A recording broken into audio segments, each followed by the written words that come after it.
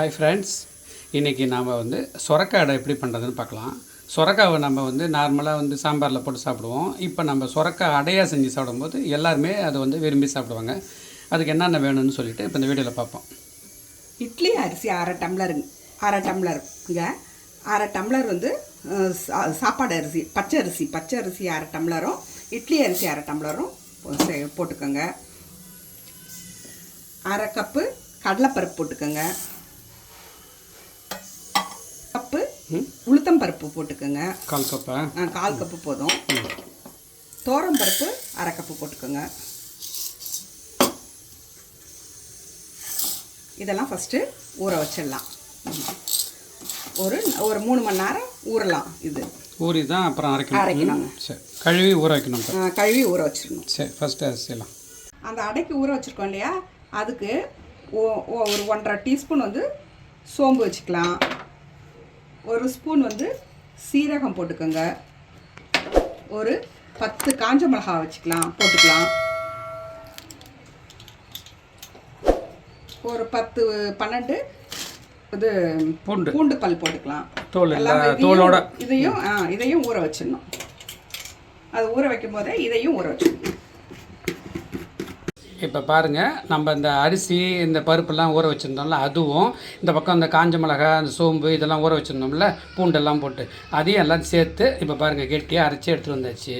இதுக்கப்புறம் மெயினானது இதான் சொரக்காவை தோலை சீவிட்டு நல்லா பாருங்கள், நல்லா இப்போ உள்ளே இருக்கிறத நல்லா சீவி வச்சாச்சு, துருவி வச்சாச்சு. இப்போ இல்லை, இதுக்கப்புறமா என்ன பண்ணுறது இப்போ சொல்கிறேன் பாருங்கள். அப்புறம் வானலியில் எண்ணெய் வச்சுட்டு அதில் கொஞ்சம் கடுகு போட்டுக்கோங்க. உளுத்தம் பருப்பு போட்டுக்கோங்க.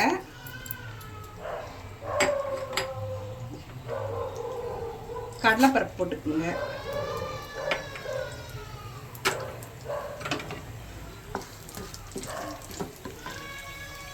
பெருங்காயத்தூள் போட்டுக்கலாம்.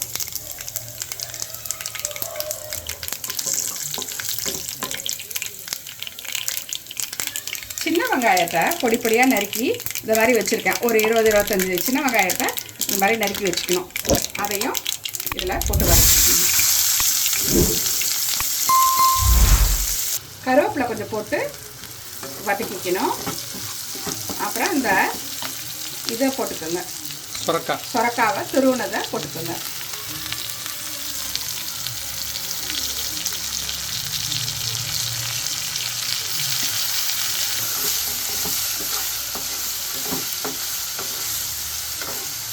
தேங்காய் போட்டுக்கலாம்.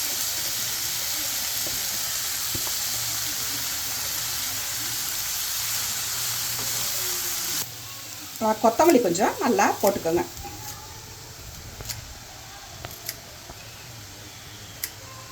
மஞ்சப்பொடி ஒரு 1/2 டீஸ்பூன் மஞ்சப்பொடி போட்டுக்கலாம்.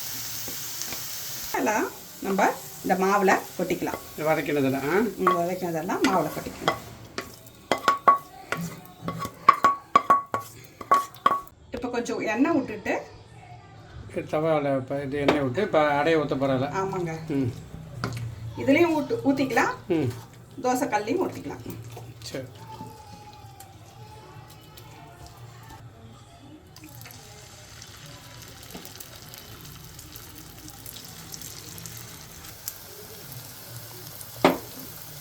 இது பண்ணிவிட்டு அப்படியே நல்லா வேகட்டும். அப்புறமா திருப்பி போட்டு கொஞ்சம் மீடியம் ஹீட்லேயே நல்லா வேகட்டும். இப்போ பாருங்கள், சூப்பராக வெந்திருக்கு பாருங்கள். திருப்பி போட்டாச்சு. இன்னும் கொஞ்சம் நேரம் வந்தோடனே இப்படி எடுத்துட வேண்டியது தான். அடை ரெடி ஆகிட போகுது. சூப்பரான சொரக்காய் அடை ரெடி ஆக போகுது. சொரக்காய் ரொம்ப உடம்புக்கு நல்லது. இது மாதிரி துருவி இந்த மாதிரிலாம் சேர்த்துக்கலாம். குழந்தைங்களாம் அழகாக சாப்பிட்ருவாங்க. இந்த மாதிரி துருவி போது சொரக்காய் சேர்ந்து இது பண்ணிவிடுவாங்க. அதனால் ஒரு சொரக்காவே போடலாம். இந்த இதுக்கு இது மாதிரி யூஸ் பண்ணி கொடுங்க குழந்தைங்களுக்குலாம். ஃப்ரெண்ட்ஸ், இப்போ பாருங்கள், சூப்பரான சொரக்காய் அடை ரெடி ஆகிடுச்சு. நல்லா முறுமுறுன்னு வந்திருக்கு. இதை நான் இப்போ சாப்பிட போகிறேன். எவ்வளோ அருமையாக வந்திருக்கு பாருங்கள். மொறு வந்திருக்கு. இதை நீங்கள் செஞ்சு பாருங்கள், சூப்பராக இருக்கும். நல்லா டேஸ்டியாக இருக்கும், நல்லாயிருக்கும். நீங்கள் கமெண்ட் பண்ணுங்கள். இந்த வீடியோ பிடிச்சிருந்ததுன்னா லைக் பண்ணுங்கள், ஷேர் பண்ணுங்கள், சப்ஸ்கிரைப் பண்ணுங்கள். இன்னொரு வீடியோவில் சந்திக்கலாம். அது வரைக்கும் பாய்.